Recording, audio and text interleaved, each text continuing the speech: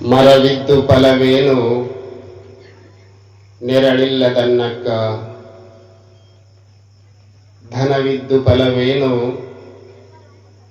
ದಯವಿಲ್ಲದನ್ನಕ್ಕ, ಹಸುವಿದ್ದು ಫಲವೇನು ಹಯನವಿಲ್ಲದನ್ನಕ್ಕ, ರೂಪಿದ್ದು ಫಲವೇನು ಗುಣವಿಲ್ಲದನ್ನಕ್ಕ, ಅಗಲಿದ್ದು ಫಲವೇನು ಬಾಣವಿಲ್ಲದನ್ನಕ್ಕ, ನಾನಿದ್ದು ಫಲವೇನು ಜ್ಞಾನವಿಲ್ಲದನ್ನಕ್ಕ. ಚೆನ್ನಮಲ್ಲಿಕಾರ್ಜುನ. ಅಕ್ಕ ಮಹಾದೇವಿ ವೀರ ವಿರಾಗಿಣಿ, ಮಹಾಶಿವಶರಣಿ. ಜಗತ್ತಿನ ಎಲ್ಲ ಜಂಜಾಟವನ್ನ ಬದಿಗೊತ್ತಿ ವೈರಾಗ್ಯದಿಂದ ಸಾಗಿಕೊಂಡು ಬಂದಿರತಕ್ಕಂತಹ ವೀರ ವಿರಾಗಿಣಿ ಅಕ್ಕ ಮಹಾದೇವಿ ಒಂದು ಕಡೆ ಸುಂದರವಾಗಿ ಹೇಳ್ತಾಳೆ, ಮರವಿದ್ದು ಫಲವೇನು ನೆರಳಿಲ್ಲದನ್ನಕ್ಕ. ಇವತ್ತು ನಾವು ಮರದ ಕೆಳಗೆ ಯಾಕೆ ಹೋಗ್ತೀವಿ ಬಿಸಿಲಲ್ಲಿ ಅಂದ್ರೆ, ಯಾಕೆ ಹೋಗ್ತೀವಿ ನಾವೆಲ್ಲ? ತಂಪಾಗಿ ನೆರಳು ಸಿಗುತ್ತೆ ಅಂತ ಹೋಗ್ತೀವಿ ನಾವು. ಬಿಸಿಲಲ್ಲಿ ಬಳಿದು ಬಳಲಿ ಬಾಡಿ ಬೆಂಡಾಗಿ ಬೆವತು ಮರದ ಕೆಳಗೆ ಹೋದಾಗ ತಂಪಾದ ಅನುಭವ ಆಗ್ಬೇಕು ಮನುಷ್ಯನಿಗೆ. ಆಗ ಆ ಮರಕ್ಕೆ ಒಂದು ಬೆಲೆ ಬರ್ತಾ ಇದೆ. ಆದ್ರೆ ಆ ಮರ ತನ್ನ ಎಲೆಗಳನ್ನೆಲ್ಲ ಉದುರಿಸಿ ನೆರಳೇ ಕೊಡದು ಹೋದ್ರೆ, ನೆರಳನ್ನ ಕೊಡದೆ ಹೋಗಿರ್ತಕ್ಕಂಥ ಮರದ ಕೆಳಗೆ ನಿಂತ್ರೆ ಆ ಮರದಿಂದ ನಮಗೇನು ಉಪಯೋಗವಿಲ್ಲ ಅನ್ನುವಂತ ಮಾತನ್ನು ಹೇಳ್ತಾ ಇದ್ದಾಳೆ. ಅದಕ್ಕೆ ಅಂತಹ ಮರವಿದ್ದು ಫಲವೇನು ನೆರಳಿಲ್ಲದನ್ನಕ್ಕ. ನೆರಳು ಕೊಡದ ಮರದಿಂದ ನಮಗೇನು ಫಲವಿಲ್ಲ. ಅದೇ ರೀತಿ ಧನವಿದ್ದು ಫಲವೇನು ದಯವಿಲ್ಲದನ್ನಕ್ಕ. ಬೇಕಾದಷ್ಟು ಹಣವನ್ನು ಸಂಪಾದನೆ ಮಾಡಿದಿರಾ, ದೇವರು ನಾನಾ ರೀತಿಯಾಗಿ ಸಿರಿ ಸಂಪತ್ತು ಧನ ಕನಕ ವಸ್ತು ವಾಹನ ಬೇಕಾದ್ದನ್ನು ಕೊಟ್ಟು ಬಿಟ್ಟಿದ್ದಾನೆ. ಅವೆಲ್ಲ ತಗೊಂಡು ಮನೆಯಲ್ಲಿ ಫ್ರಿಜರಾಗಿ ಇಟ್ಕೊಂಡು ಬೀಗ ಹಾಕೊಂಡು ಕೂತ್ಕೊಂಡ್ಬಿಟ್ಟಿದ್ದೀರಿ. ಅದಕ್ಕೆ ಫಲ ಯಾವಾಗ ಬರ್ತದೆ? ಆ ಧನ ನಿನ್ನಲ್ಲಿ ಇದ್ದಾಗಂದ್ರೆ, ಯಾರಾದರೂ ಅನಾಥರು, ಹೊಟ್ಟೆಗಿಲ್ಲದವರು, ಬಡವರು, ಬಲ್ಲಿದರು ನಾನಾ ಪ್ರಕಾರವಾಗಿ ಬಂದು ಯಾವುದಾದ್ರೂ ಒಂದು ಗ್ರಾಮದಲ್ಲಿ ಉತ್ತಮವಾಗಿರ್ತಕ್ಕಂಥ ಕಾರ್ಯಗಳನ್ನ ಮಾಡ್ತಾ ಇದ್ದೀವಿ, ದಾನ ಧರ್ಮಾದಿಗಳನ್ನ ಮಾಡ್ತಾ ಇದ್ದೀವಿ, ಏನಾದ್ರೂ ಸ್ವಲ್ಪ ನಿಮ್ಮಿಂದ ಕಾಣಿಕೆಯನ್ನ ಕೊಡಿ ಅಂತ ಕೇಳಿದಾಗ ಇಲ್ಲ ಇಲ್ಲ ಇಲ್ಲ ಅಂತ ಹೇಳಿ ಕಳಿಸುವವರ ಹತ್ರ ಎಷ್ಟು ಹಣವಿದ್ದು ಫಲವೇನು? ಕೋಟ್ಯಾಧೀಶ್ವರಾತ ಆಗಿರ್ಬೋದು ಆತನ ಮನೆಗೆ, ಆದ್ರೆ ದಾನ ಧರ್ಮಾದಿಗಳಲ್ಲಿ ಎತ್ತಿದ ಕೈ ಇದ್ದಾಗ ಮಾತ್ರ ಆತನ ಸಾಹುಕಾರಪ್ಪ ಅಂತ ಹೇಳ್ಬೋದು. ಹೌದಾ? ದೊಡ್ಡವರಪ್ಪ ಸಾಹುಕಾರರು ದಣೆಯರು ಬೇಕಾದಂಗೈತಿ, ಅವರು ಮನಸ್ಸು ಮಾಡಿದ್ರೆ ಬೇಕಾದನ್ನ ಕೊಟ್ಟು ಸಲಹುತ್ತಾರೆ ಅಂತ ಹೇಳಬಹುದು ನಾವು. ಅಂತಹ ದಯೆಯ ಗುಣವಿದ್ದಾಗ ಮಾತ್ರ ಆತನಲ್ಲಿ ಹಣವಿದ್ದು ಫಲವಾಗ್ತಾ ಇದೆ ಅನ್ನುವಂತ ಮಾತನ್ನು ಹೇಳ್ತಾ ಇದ್ದಾಳೆ. ಅದಕ್ಕೆ ಹಣವಂತರಾಗುವುದು ಮುಖ್ಯವಲ್ಲ, ದಯಾಶೀಲರಾಗುವುದು ಬಹಳ ಮುಖ್ಯವಾಗ್ತಾ ಇದೆ. ಹಸುವಿದ್ದು ಫಲವೇನು ಹಯನವಿಲ್ಲದನ್ನಕ್ಕ. ಹಸು ಅಂದ್ರೆ ಆಕಳು. ಆಕಳು ಎಮ್ಮೆ ಮನೆಯಲ್ಲೆಲ್ಲ ಕಟ್ತೀವಿ ನಾವು. ಯಾಕೆ ಕಟ್ತೀವಿ ಅಂದ್ರೆ ಅದು ಒಳ್ಳೆ ಹಾಲನ್ನ ಕೊಡುತ್ತದೆ. ಆ ಹಾಲಿನಿಂದ ಮೊಸರು ಮಜ್ಜಿಗೆ ತುಪ್ಪವನ್ನ ಮಾಡಿ ಚೆನ್ನಾಗಿ ಊಟ ಮಾಡಿ ಆರಾಮಾಗಿರ್ಬೋದು ಅಂತ ಹೇಳಿ ಅದನ್ನು ಚೆನ್ನಾಗಿ ಮೇಯಿಸೋದು ಅವೆಲ್ಲ ಮಾಡ್ತೀವಿ ನಾವು. ಅದೇ ಆ ಹಸು ಹಾಲನ್ನೇ ಕುಡದೇ ಇದ್ರೆ, ಹೈನವನ್ನೇ ಕುಡದೇ ಇದ್ರೆ ಅಂತ ಹಸುವನ್ನ ಮನೆಯಲ್ಲಿ ಇಟ್ಟುಕೊಂಡು ಏನು ಫಲ? ಇಟ್ಕೊಂತೀವಿ ಯಾರಾದ್ರು? ಬರೀ ಗೊಟ್ಟು ಬಿತ್ತದ ಈಯದಿಲ್ಲ, ಏನಿಲ್ಲ, ಕರು ಹಾಕೋದಿಲ್ಲ, ಹಾಲು ಕೊಡೋದಿಲ್ಲ, ಏನು ಕೊಡೋದಿಲ್ಲ ಅಂದ್ರೆ ಅಂತ ಹಸುವನ್ನ ಸಾಕಲಿಕ್ಕೆ ಯಾರು ಇಷ್ಟಪಡೋದಿಲ್ಲ. ಅಂತ ಹಸು ಇದ್ರೂ ಕೂಡ ಏನು ಫಲವಿಲ್ಲ ಎನ್ನುವಂತ ಮಾತನ್ನ ಮಹಾದೇವಿ ಅಕ್ಕ ಹೇಳ್ತಾ ಇದ್ದಾಳೆ. ರೂಪಿದ್ದು ಫಲವೇನು ಗುಣವಿಲ್ಲದನ್ನಕ್ಕ. ಮನುಷ್ಯನಿಗೆ ಆ ಭಗವಂತ ಒಳ್ಳೆಯ ರೂಪವನ್ನ ಕೊಟ್ಟಿದ್ದಾನೆ, ಒಳ್ಳೆಯ ಯೌವನವನ್ನ ಕೊಟ್ಟಿದ್ದಾನೆ, ಒಳ್ಳೆಯ ಫಲವನ್ನ ಕೊಟ್ಟಿದ್ದಾನೆ, ಒಳ್ಳೆಯ ಆಕರ್ಷಕವಾಗಿರ್ತಕ್ಕಂಥ ನೋಟ ಇವೆಲ್ಲವನ್ನ ಕೊಟ್ಟಿದ್ದಾನೆ. ಅವನು ಎಷ್ಟು ರೂಪ ಇದ್ರೇನು, ಎಷ್ಟು ಚಂದ ಇದ್ರೇನು, ಅವನಲ್ಲಿ ಗುಣ ಅನ್ನುವಂತಹದ್ದು ಒಳ್ಳೆಯದಿರಬೇಕು. ಒಳ್ಳೆಯ ಗುಣವೇ ಅವನಿಗೆ ಶೃಂಗಾರ, ಒಳ್ಳೆಯ ಗುಣವೇ ನಾರಿಗೆ ಶೃಂಗಾರ. ಯಾವ ಒಳ್ಳೆಯ ರೂಪವಿದ್ದೂ ಕೂಡ ಅವನಲ್ಲಿ ದುರ್ಗುಣಗಳಿದ್ದರೆ, ಕೆಟ್ಟ ಗುಣಗಳಿದ್ದರೆ, ಯಾರನ್ನೂ ಸರಿಯಾಗಿ ಮಾತನಾಡಿಸದೇ ಇದ್ದರೆ, ಒಳ್ಳೆಯ ಅಭಿಪ್ರಾಯಗಳು ಮನಸ್ಸಿನಲ್ಲಿ ಇದ್ದರೆ, ಕೆಟ್ಟ ಗುಣಗಳಿದ್ದರೆ ಅಂತವರಿಗೆ ರೂಪವಿದ್ದು ಫಲವೇನು ಅಂತ ಕೇಳ್ತಾ ಇದ್ದಾಳೆ ಅಕ್ಕ ಮಹಾದೇವಿ. ಮುಂದುವರೆದು ಅಗಲಿದ್ದು ಫಲವೇನು, ಅಗಲಿದ್ದು ಫಲವಿನ್ನು ಬೋನವಿಲ್ಲದನ್ನಕ್ಕ. ಹಗಲು ಅಂದ್ರೆ ತಟ್ಟೆ ಗಂಗಾಳ.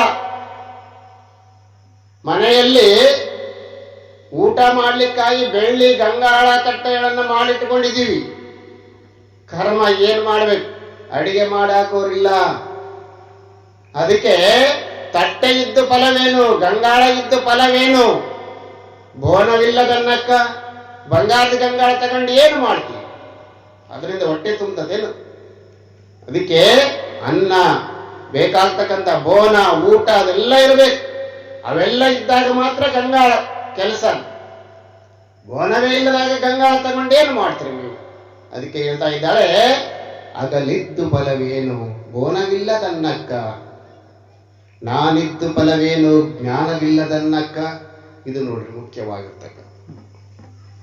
ನಾವೆಲ್ಲ ಜೀವಂತವಾಗಿದ್ದೀವಿ ಇವತ್ತು, ನಾವೆಲ್ಲ ಮನುಷ್ಯರಾಗಿ ಹುಟ್ಟಿಬಿಟ್ಟಿದ್ದೀವಿ. ಏನ್ ತಿಳ್ಕೊಂಡಿವಿ ನಾವು? ಇಷ್ಟು ವರ್ಷವಾಯ್ತು ನಾವು ನರಜನ್ಮವನ್ನ ಪಡ್ಕೊಂಡು ನಾನಾ ರೀತಿಯಾಗಿರ್ತಕ್ಕಂತಹ ತೊಂದರೆ, ತಾಪತ್ರಯ, ವ್ಯವಹಾರ, ಪ್ರಾಪಂಚಿಕ ವ್ಯವಹಾರ ಇವೆಲ್ಲವನ್ನ ಮಾಡ್ಕೊಂಡ್ಬಿಟ್ಟಿದೀವಲ್ಲ. ನಾನು ಯಾರು ಅಂತ ಒಂದು ಸಲ ಅದು ನಾವು ಆಲೋಚನೆ ಮಾಡಿದೀವ? ಹೇಳ್ರಿ ನೋಡೋಣ. ಯಾರು ನೀವು? ಯಾರು? ನೀವೇ ಆಲೋಚನೆ ಮಾಡ್ಬೇಕು. ನಾನು ಯಾರು?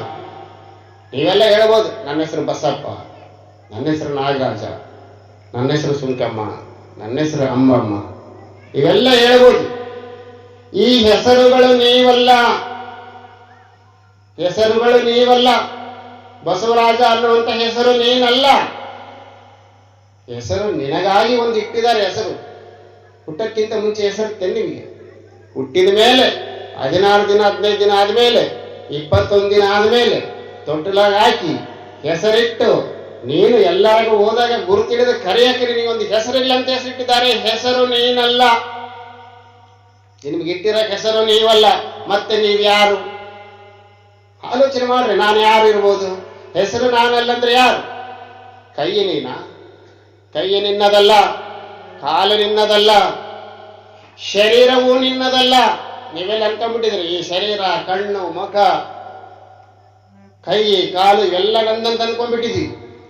ಇವೆಲ್ಲ ಶರೀರ ನಂದು ಅಂತ ಅನ್ಕೊಂಡು ನಾವೇನ್ ಮಾಡ್ತಾ ಇದ್ದೀವಿ? ದಿನಾಲಿ ಸೋಪಾಕಿ ತಿಕ್ಕಿದ್ದು ತೊಳೆದಿದ್ದು ನಾನು ನನ್ನ ಮೈ ನನ್ನ ಮುಖ ಚಂದ ಕಾಣಬೇಕಂತೇಳಿ ಸೋಪಾಕಿ ತಿಕ್ಕದೇನು, ಫೇರ್ ಅಂಡ್ ಲವ್ಲಿ ಹಚ್ಕೊಂಬದೇನು, ಪೌಡರ್ ಹಚ್ಕೊಂಬದೇನು, ಒಂದು ಕನ್ನಡಿಯಾಗ 4 ಮಂದಿ ಕನ್ನಡಿ ಆಕಿನ ಸರಿಸಿ ಹೋಗೋದು, ಈತನ ಸರಿಸಿ ಆತ ಹೋಗೋದು. ಕನ್ನಡಿ ಅನ್ನೋದು ಬ್ಯುಸಿ ಆಗಿಬಿಟ್ಟಿರುತ್ತೆ. ನಾನು ಬೇಸ್ ಕಾಣಬೇಕು. ನಿನ್ನ ರೂಪ ನೀನಾ? ಆ ಶರೀರ ನೀನಾ? ಅಲ್ಲ, ಶರೀರ ನಿನ್ನದಲ್ಲ. ಯಾಕೆಂದ್ರೆ ಇವತ್ತು ಇದ್ದ ಶರೀರ ನಾಳೆ ಇರೋದಿಲ್ಲ. ಸತ್ತಾಗ ಈ ಶರೀರ ಮಣ್ಣಾಗಿ ಹೋಗ್ತದೆ. ಮತ್ತೆ ಹಂಗಾದ್ರೆ ನಾನು ಯಾರು? ನೀವು ಯಾರು ಅಂತ ಆಲೋಚನೆ ಮಾಡ್ಬೇಕು. ನಾವು ಹಾಕ್ಕೊಂಡಿರೋ ಬಟ್ಟೆ ನಾವು ಬಟ್ಟೆಗಳ ಮೇಲೆ ಬಹಳ ಜೀವ ಇರ್ತೀವಿ.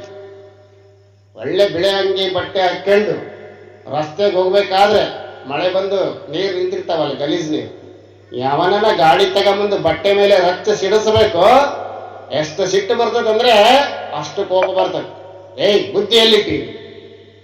ಬಟ್ಟೆಗಳೆಲ್ಲ ಮಾಸ್ಬಿಟ್ಟೆ ಅಲ್ಲ ಅಂತ. ಬಟ್ಟೆ ನೀನಾ? ಬಟ್ಟೆಯೂ ನೀನಲ್ಲ, ಶರೀರ ನೀನಲ್ಲ. ಮೈ ಕೈ ನೀನಲ್ಲ, ಇವು ಯಾವುದು ನೀನಲ್ಲ, ಇನ್ನು ಇಟ್ಟಿರೋ ಹೆಸರು ನೀನಲ್ಲ. ನೀವೇನು ಬಹಳ ಬಾಚಿಗೆಂತಿರಲ್ಲ, ಎಣ್ಣೆ ಹಾಕಿ ಕೊಬ್ಬರಿ ಎಣ್ಣೆ ಹಾಕಿ, ಅದು ಕೂದಲ ನೀನಲ್ಲ, ಬೆರಳು ನೀನಲ್ಲ. ಹಾಗಾದ್ರೆ ನೀವು ಯಾರು? ಆಲೋಚನೆ ಮಾಡಿರಾ? ಆಲೋಚನೆ ಮಾಡೇ ಇಲ್ಲ ನಾವು. ನಾವ್ಯಾರಂದ್ರೆ ನಾನೇ ಬಸವರಾಜ, ನಾನೇ ನಾಗರಾಜ, ನಾನೇ ಶಿವಪ್ಪ, ಹಿಂಗೆ ಹೊಂಟು ಬಿಟ್ಟಿವಿ. ನನ್ನ ಹೆಸರು ಬರ್ಬೇಕು ಶಿವಪ್ಪ ಅಂದ್ರೆ ಏನು ಹುಡುಗಾಟೇನು? ನನ್ನ ಬಿಟ್ಟು ಏನಿಲ್ಲ, ನಾನು ಹೋದ್ರೆ ಏನು ನಡೆಯೋದಿಲ್ಲ ಅನ್ನುವಂತಹ ಅಹಂಕಾರದ ಬಲೆಯಲ್ಲಿ ಬಿದ್ದಿದ್ದೀವಿ. ಆದರೆ ನೀನಲ್ಲ, ನಿನಗೆ ಇಟ್ಟಿರೋ ಹೆಸರು ನೀನಲ್ಲ, ನೀನು ತೊಟ್ಟಿರೋ ಬಟ್ಟೆ ನೀನಲ್ಲ, ಇವು ಯಾವ ನಿನ್ನ ಅಲ್ಲ. ಇವು ನೀನು ಅಂತಕ್ಕಂತಹದ್ದೇ ಬೇರೆ ಐತೆ ನಿನ್ನೊಳಗೆ. ಅದನ್ನ ತಿಳ್ಕೋಬೇಕು ಅಂತ ಹೇಳ್ತಾ ಇದ್ದಾನೆ. ಆ ಒಂದು ಜ್ಞಾನ, ಆ ಒಂದು ಜ್ಞಾನವನ್ನ ನೀನು ಅರಿತುಕೊಂಡಾಗ ಮಾತ್ರ ನಾನಿದ್ದು ಫಲ ಅಂತ ಹೇಳ್ತಾ ಇದ್ದಾಳೆ ಅಕ್ಕಮಹಾದೇವಿ. ನಾನು ಈ ಶರೀರದೊಳಗೆ ನಾನು ಅಂತಕ್ಕಂಥದ್ದು ಐತಲ್ಲ, ಎಲ್ಲರೊಳಗಡೆ ಐತಿಲ್ಲ. ನಾನು ನಾನು ಅಂತಂತೀವಲ್ಲ, ನಾನು ಮಾಡಿದೆ, ನಾನು ಉಂಡೆ, ನಾನು ತಿಂದೆ, ನಾನು ಮಕ್ಕಂಡೆ, ನಾನು ಉಟ್ಕೊಂಡೆ, ನಾನು ತೊಟ್ಕೊಂಡೆ, ನಾನೇ ಮಾಡಿದ್ದಂತ ಐತಲ್ಲ. ಈ ಒಳಗಿನ ನಾನು ಅದು ಯಾರು? ಮೊದಲು ಎಲ್ಲಿದ್ದೆ? ಹುಟ್ಟೋದಕ್ಕಿಂತ ಮುಂಚೆ ಎಲ್ಲಿದ್ದೆ? ಇವಾಗ ಹೇಳ್ತೀವಿ ನೋಡಿ, ಮೊದಲು ಎಲ್ಲಿದ್ದಂದ್ರೆ ಊರಾಗಿದ್ದಿ ತಾತ, ಗಾಡಿ ಕರ್ಕೊಂಬಂದು ಪುರಾಣಕ್ಕೆ ಬಂದ್ವಿ ಅಂತ ಹೇಳ್ತೀವಿ ನಾವು. ಇದನ್ನು ಕೇಳಿಲ್ಲ ನಾನು. ಹುಟ್ಟೋದಕ್ಕಿಂತ ಮುಂಚೆ ಏನಾಗಿದ್ರಿ, ಸತ್ತ ಮೇಲೆ ಏನಾಗ್ತದೆ ಯಾರಿಗೂ ಗೊತ್ತಿಲ್ಲ. ಅದ್ರ ಬಗ್ಗೆ ಆಲೋಚನೆ ಮಾಡಿಲ್ಲ. ಈ ವಿಚಾರ ನಾನು ನನ್ನದು ಅಂತಕ್ಕಂತಹ ವಿಚಾರವನ್ನ ಯಾವನ ಅರಿತಾ ಇದ್ದಾನೋ ಅದನ್ನೇ ಆತ್ಮಜ್ಞಾನ ಅಂತ ಹೇಳ್ತೀವಿ ನಾವು. ಏನಂತ ಹೇಳ್ತೀವಿ? ಆತ್ಮಜ್ಞಾನ ಬೇಕು ಮನುಷ್ಯನಿಗೆ. ಈ ನಾನು ಯಾರು ಅಂತೇಳಿ ಅಷ್ಟು ಸುಲಭವಾಗಿ ತಿಳಿಯೋದಲ್ಲ ಇದು. ನಾನು ಯಾರು, ನನ್ನದು ಏನು, ನನ್ನ ವಸ್ತು ಏನು, ನಾನು ಯಾಕಾಗಿ ಹುಟ್ಟಿದ್ದೀನಿ, ನಾನು ಯಾರು ಅಂತ ಆಲೋಚನೆ ಮಾಡಿದ ಮೇಲೆ ಇನ್ನೂ ಒಂದು ಪ್ರಶ್ನೆ ಬರ್ತದೆ, ನಾನು ಯಾಕೆ ಹುಟ್ಟಿದೆ ಇಲ್ಲಿ? ಹೌದಾ? ಇಲ್ಲ, ಪ್ರತಿಯೊಬ್ಬರು ಹುಟ್ಟಿರೋದು ಒಂದೊಂದು ಕಾರ್ಯ, ಒಂದೊಂದು ಕೆಲಸಕ್ಕಾಗಿ ಹುಟ್ಟಿವಿ ನಾವು ಪ್ರತಿಯೊಬ್ಬರು ಒಂದೊಂದು ಕೆಲಸ ಮಾಡೋ ಹುಟ್ಟಿವಿ. ಎಷ್ಟೋ ಭಕ್ತಾದಿಗಳೆಲ್ಲ ಸೇರಿ ದೇವಸ್ಥಾನ ಮಾಡಿದ್ದಾರೆ. ಅವರು ಯಾರೋ ಒಬ್ರು, ಅವ್ರು ಅದಕ್ಕಾಗೇ ಹುಟ್ಟಿದ್ರು. ಮತ್ತೆ ಕೆಲವರು ಹಾಳು ಮಾಡಿದ್ರು, ಮತ್ತೆ ಕೆಲವರು ಪುನರ್ಜೀವನ ಮಾಡಿದ್ರು, ಮತ್ತೆ ಕೆಲವರು ಬೆಳೆಸ್ಕೊಂಡು ಹೋದ್ರು. ಅವರವರ ಕಾರ್ಯವನ್ನು ಅವರವರು ಮಾಡುವ ಸಲುವಾಗೇ ಹುಟ್ಟಿರ್ತಾರೆ ಅವರು ನಾನು ಯಾರು, ಯಾಕೆ ಬಂದಿನಿ ಅಂತ ಆಲೋಚನೆ ಮಾಡಲಿಲ್ಲ, ಅವರಿಗೆ ಗೊತ್ತಾಗಲಿಲ್ಲ. ಕೊನೆಗೆ ಅವರು ಏನೇನು ಆಗದೆ ಅವರೆಲ್ಲ ಅಂತ್ಯವಾಗಿ ಹೋಗ್ತಾ ಇದ್ದಾರೆ. ಅದಕ್ಕೆ ನಾನಿದ್ದು ಫಲವೇನು ಜ್ಞಾನವಿಲ್ಲದನ್ನಕ್ಕ. ಮನುಷ್ಯನಿಗೆ ಆ ಜ್ಞಾನ ಅಂದ್ರೆ ಅರಿವಾಗಬೇಕು ಮನುಷ್ಯನಿಗೆ. ನಾನು ಯಾಕೆ ಬಂದೀನಿ, ಯಾಕೆ ಹುಟ್ಟಿ ಅಂತ ಯಾರನ್ನ ಕೇಳಿದ್ರೆ, ಈ ಶರೀರ ಯಾಕೆ ಹುಟ್ಟಿದಪ್ಪ, ಹೊಟ್ಟೆ ತುಂಬ ಉಂಡ ಕೊಟ್ಟೈತಂತೆ. ಉಂಡಾಗೋಣಕ್ಕೆ ಅನ್ನಕ್ಕಾಗಪ್ಪ ನಾವು ಹುಟ್ಟಿರೋದು ಅಂತ ಹೇಳ್ತೀವಿ. ದುಡಿಯೋಕ್ಕಾಗಿ ಹುಟ್ಟಿದ್ದೀವಿ, ಹಣ ಗಳಿಸಕ್ಕಾಗಿ ಹುಟ್ಟಿದ್ದೀವಿ, ಮನೆ ಕಟ್ಸಕ್ಕಾಗಿ ಹುಟ್ಟಿದ್ವಿ. ನಾನೊಂದು ಮನೆ ಕಟ್ಸಿಬಿಟ್ರೆ ಸಾಕಪ್ಪ ಮಕ್ಕಳ ಮರಿಗೆ, ನಾನು ಹುಟ್ಟಿದ್ದಕ್ಕೆ ಸಾರ್ಥಕ ಅಂತೀವಿ. ಸಾರ್ಥಕವಲ್ಲ. ನೀನು ಹುಟ್ಟಿರೋದೇ ನಾನು ಯಾರು, ಯಾಕಾಗಿ ಹುಟ್ಟಿದ್ದೀನಿ ಅಂತಕ್ಕಂತಹ ಆತ್ಮಜ್ಞಾನವನ್ನು ಅರಿಯುವ ಸಲುವಾಗಿ ನಾವು ಹುಟ್ಟಿದ್ದೀವಿ. ಅಂತಹ ಜ್ಞಾನ ಯಾವಾಗ ನೀವು ಪಡ್ಕೊಂತೀರೋ ಅವಾಗ ನೀವು ಅಂತಕ್ಕಂತಹ ನಾನು ಅನ್ನುವಂತಹ ಒಂದು ವಿಚಾರಕ್ಕೆ ಫಲವಾಗ್ತಾ ಇದೆ ಅನ್ನುವಂಥ ಮಾತನ್ನು ಹೇಳ್ತಾ ಇದ್ದಾರೆ.